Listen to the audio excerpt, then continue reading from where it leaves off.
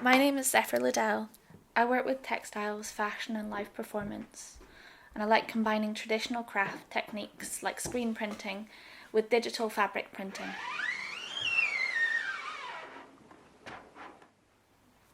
Drawing and collage is really like the foundation of my practice and how I start designing my textiles. I like to work with print and fabric because I like the idea of something being two-dimensional, like a drawing that's then applied to some fabric and sewn into a costume, this 3D object. The work goes through a process, kind of tumbling over or changing from one thing to the next thing.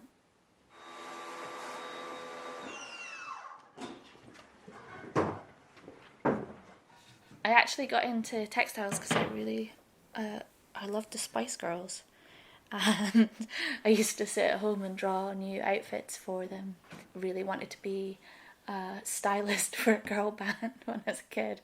So after high school, I went to college in Dundee and I studied textiles and fashion there, and I was just really inspired by the teachers that I met, and I'd never really been kind of taught or shown how to do experimental drawing, and that's where I learned that. From there, I fell in love with textiles. It's a really beautiful medium.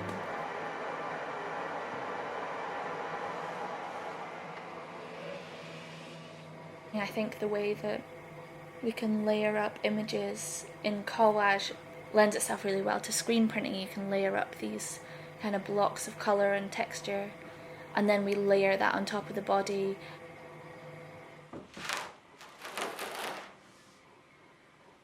Voila!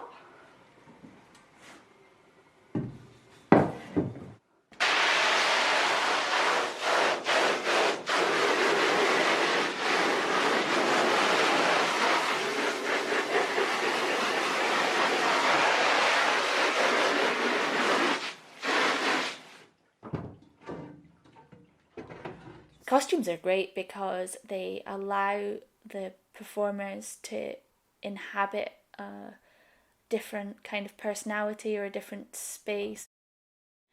Can amplify performance and say so much without words.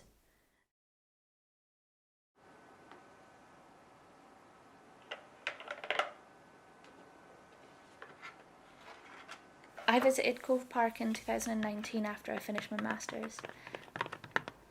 When I was there, I thought about how my fabrics kind of looked like landscapes, what it felt like to wear these fictional landscapes on the body. The textures and colours of the city, or the shadows and shapes of random things I photograph, are a kind of starting point for how I make my drawings. So I take a lot of photographs and I walk around and collecting patterns and textures and thinking about how things are layered up. It could be a drain pipe, or it could be a flower, it could be the sky, it could be a building.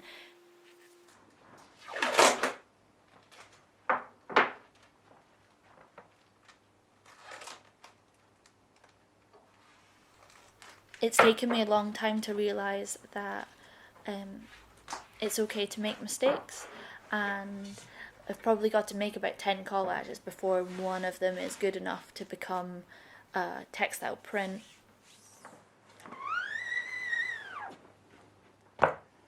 Not being too precious and kind of just doing the same thing over and over again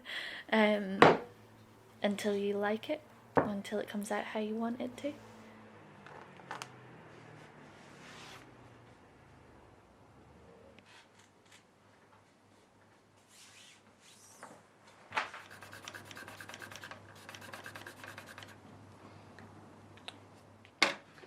First up, you'll need some different types of paper, like copy paper, sketchbook paper, maybe some card from the recycling if you have any. You can also choose magazine cuttings, photocopy of some texture. Those are all really useful and good. Okay, so first up we're going to make some marks on some paper. This is going to be quite fun and fast, so think about all the different ways you can move your brush, and scribbling is a really good place to start. I've got kind of a bit of water on my brush, and I really love it when the brush runs out of paint because I think that's really interesting marks there. And then I'm going to get my big fat paintbrush, going to dip it in the ink, and then if you just run your finger, then it separates out and you can make nice textures like that.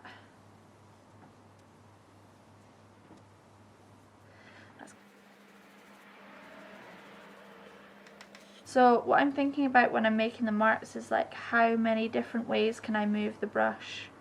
How many different shapes can I make? And I just do this quite a lot, and you can't really make any mistakes. It's all just about experimenting.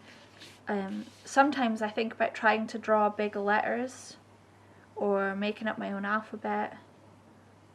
I like the way all the lines from the bristles and the brush make good marks. So I love working in different colours. I try and layer up colours as well. So I've also got these stickers. You can get them from your stationery shops, but these are really good fun because you can just scribble on them and it gives you a really clean line afterwards.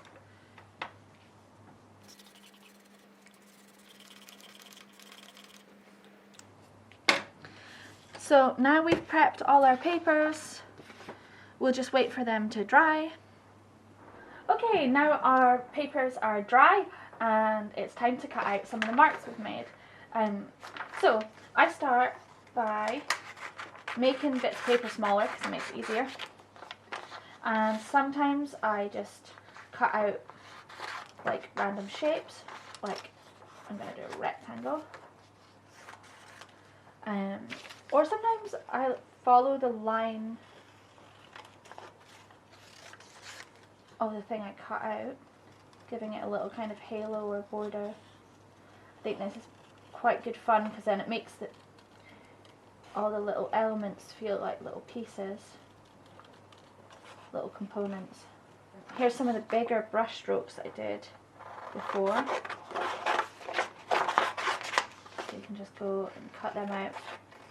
And I quite like to cut around these quite carefully. And sometimes I change the shape of them just by cutting some bits off. Or if I've made any mistakes, you can just cut them out. And these ones that I thought were too dark are actually really beautiful, so I'll cut those out too.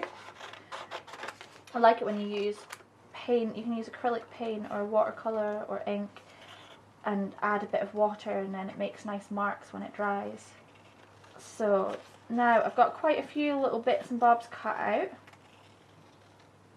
And I've got some bits of magazine and some bits of paper that I'd photocopied before.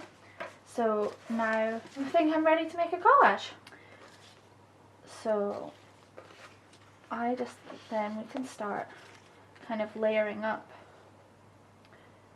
But now we've got lots of different components, we can start building up a little picture. I think also sometimes it's really good to just draw on the page as well.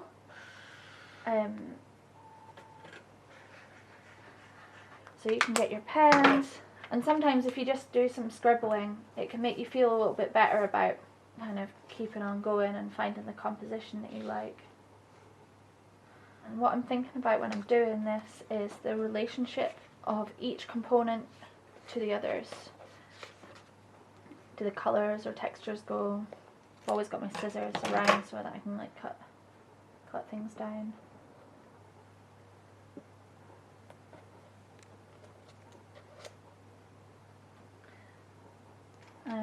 But I'm pretty pleased with these, so I'm just gonna get my Pritt stick and apply glue to the back of my collages.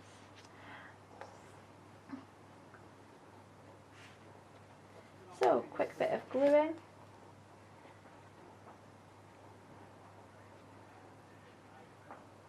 There we go.